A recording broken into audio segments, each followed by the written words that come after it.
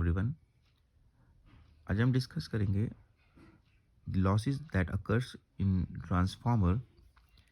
Transformer में जब हम सप्लाई लगाते हैं तो आउटपुट में हमें जो इनपुट में सप्लाई लगाई है उतना परसेंट आउटपुट में मिलना चाहिए, बट ऐसा नहीं होता है। सपोज़ हम 100% एनर्जी ट्रांसफार्मर के प्राइमरी में लगाते हैं तो सेकेंडरी में हमें उसका 90% ही मिलता है। तो 10% जो है, रिमेनिंग 10% कहाँ गया? That goes in the form of losses, यानी कि वहाँ पे उसका क्या हो जाता है? नुकसान हो जाता है। तो ट्रांसफार्मर में जो एनर्जी का लॉस होता है वो कैसे होता है और कितने टाइप्स का होता है, आज हम उसको डिस्कस करते हैं। देखिए, ट्रांसफार्मर के जो लॉसेस है उसमें सबसे पहले हम डिस्कस करते हैं कॉपर लॉस। नाम से पता लग रहा है, देखिए ट्रांसफार्मर में क्या है, आप यूज़ करते हैं वाइंडनिंग। ये आपका ट्रांसफार्मर का कोर आ गया, ठीक है। इस तरीके से ट्रांसफार्मर का कोर जो है सॉफ्ट आयरन से बना होता है, सॉफ्ट आयरन कोर बोलते हैं। इसके ऊपर हमने क्या किया, कॉपर की वाइंडिंग को, यानी कि कॉपर की वायर को बाउंड कर दिया। ये primary and this is your secondary. अब कॉपर है, जब इससे क्या करेगी, करंट फ्लो करेगी, ठीक है, तो आपको पता है इसका अपना कुछ रेजिस्टेंस तो होगा। तो यहाँ पे एनर्जी लॉस होगी in the form of heat. H is equals to I square R into T. आपको पता है हीट प्रोड्यूस्ड, या हीट का फॉर्मूला किसके बराबर होता है? H is equals to I square R T. तो यहाँ जो रेजिस्टेंस है ना आपके कॉपर का, उसकी वजह से कुछ एनर्जी जो है लॉस हो जाएगी इन द फॉर्म ऑफ हीट। तो ट्रांसफार्मर की कॉइल्स में हीट की फॉर्म में जो एनर्जी लॉस हो जाती है उसी को हम क्या कहते हैं? कॉपर लॉस कहते हैं। कोई आपको पूछे कि what is copper loss in transformer, तो आप कहेंगे तो ट्रांसफार्मर की जो कॉपर वाइंडिंग है उसके रेजिस्टेंस की वजह से कुछ करंट हीट की फॉर्म में लॉस हो जाती है। उसी हीट लॉस को ही हम जो है कॉपर लॉस का नाम देते हैं, ठीक है। इसे क्यों होता है? क्योंकि कॉपर के रेजिस्टेंस की वजह से कुछ एनर्जी हीट की फॉर्म में कन्वर्ट हो जाती है और वो हमारे जो है एज अ लॉस होता है, ठीक है। आपने देखा होगा कि ट्रांसफार्मर को कुछ देर यूज़ करने के बाद ट्रांसफार्मर जो है थोड़ा सा हीट हो जाता है। तो ये था आपका नंबर 1 कॉपर लॉस।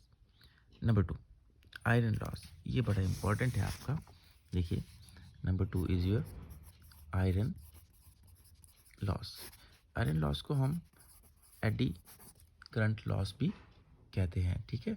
आपने इसी चैप्टर में एक और टॉपिक पढ़ना है, एडी करंट्स, ठीक है। तो यहाँ पे हम एडी करंट लॉस भी कह सकते हैं या एडी करंट्स कह सकते हैं। यहाँ पे देखिए ये क्या होता है, आयरन लॉस।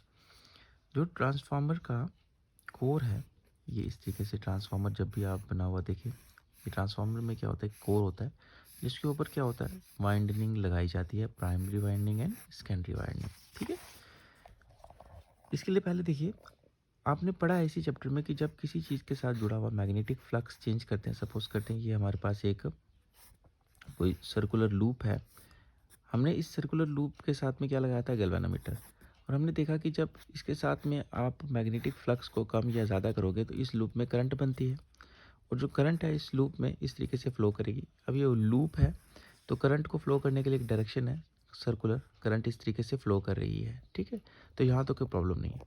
बट अगर आपका जो ट्रांसफार्मर है उसके जो कोर को देखिए, अब यहाँ पे इस कोर में क्या हो रहा है कि जब आपके इस कॉइल में से हम करंट पास कर रहे हैं, प्राइमरी में से करंट पास कर रहे हैं, तो आपको पता है कि प्राइमरी से करंट पास करने के वक्त इसके कॉइल के आगे पीछे क्या बनेगा, मैग्नेटिक फ्लक्स बनेगा। क्योंकि जब किसी चीज़ में से करंट फ्लो करती है तो वो क्या बन जाता है, जब मैग्नेट ट्रीट करता है, मैग्नेट बन जाता है, इलेक्ट्रोमैग्नेट। तो अब इस वायर के हम इससे एसी पास कर रहे हैं, एसी क्या करती रहती है, बार बार वेरी। तो इस वेरिंग करंट से इस कॉइल के आगे पीछे भी वेरिंग मैग्नेटिक फील्ड बनेगा, और इस मैग्नेटिक फील्ड में ये जो आपका आयरन कोर है ये रखा हुआ है। तो जब भी किसी चीज़ के साथ जुड़ा हुआ मैग्नेटिक फ्लक्स कम या ज़्यादा करते हैं तो आपको पता है उस चीज़ में क्या बनती है, करंट बनती है, जिसे हम कहते हैं induced current. Whenever the magnetic flux linked with anything या any coil changes in EMF is induced, उसमें EMF induced होता है, उस EMF की वजह से उसमें करंट बनती है। तो यहाँ पे इस कोर में भी क्या बनेगी, करंट बनेगी।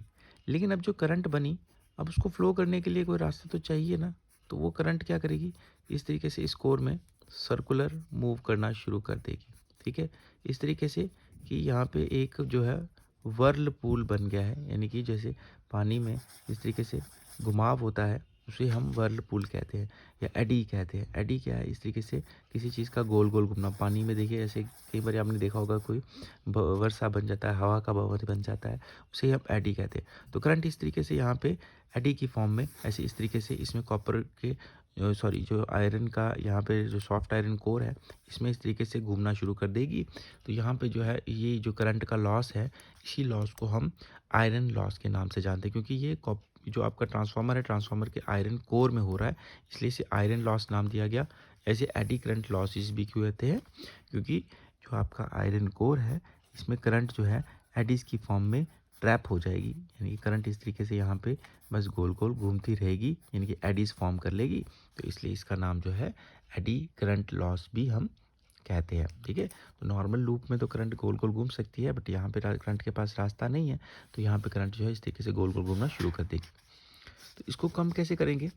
एडी करंट को कम करने के लिए हमें क्या करना है, जो सॉफ्ट आयरन कोर है ना उसको हम एक ही इस तरीके से आयरन का स्क्वायर शेप जो है उसको लेने से, स्क्वायर में जो है शीट काटने से अच्छा है हम इसकी क्या करते हैं, एल शेप की स्ट्रिप्स ले लेते हैं। हम एल शेप के ऐसे स्ट्रिप्स ले लेते हैं और स्ट्रिप्स को ऐसे जोड़ते जाते हैं। इससे क्या होगा कि अगर करंट बनेगी भी तो करंट जो है इसके अंदर एडीज फॉर्म नहीं करेगी, अगर करेगी भी तो थोड़ा बहुत एडी फॉर्म करेगी, जिससे ज़्यादा लॉसेस नहीं होगा। और नंबर 2, एडी करंट्स को कम करने का जो दूसरा मेथड है वो ये है कि आपने ये जो आयरन है कोर है इसको लैमिनेट करना है, यानी कि इसके ऊपर आपने कोई इंसुलेशन की कोटिंग करनी है, जिसके कारण इसके अंदर करंट कम से कम प्रोड्यूस हो। जब कम करंट प्रोड्यूस होंगे तो ऑब्वियस सी बात है कि लॉसेस भी क्या होंगे, कम होंगे। नेक्स्ट है आपका लीकेज ऑफ मैग्नेटिक फ्लक्स। देखिए आपने ट्रांसफार्मर में क्या कर रहे हैं, आपके ट्रांसफार्मर में आपने ये लगाई प्राइमरी कॉइल और ये लगाई आपने सेकेंडरी। ट्रांसफार्मर किस प्रिंसिपल पे काम करता है कि जब प्राइमरी में से करंट पास करेंगे तो प्राइमरी के आगे पीछे जो मैग्नेटिक फ्लक्स बनेगा वो मैग्नेटिक फ्लक्स सीधे लिंक होगा सेकेंडरी के साथ, यानी कि म्यूचुअल इंडक्शन का प्रिंसिपल। यहाँ आप ये मान के चल रहे हैं कि जो मैग्नेटिक फ्लक्स लिंक हो रहा है वो सारा का सारा प्राइमरी से सेकेंडरी की तरफ जा रहा है।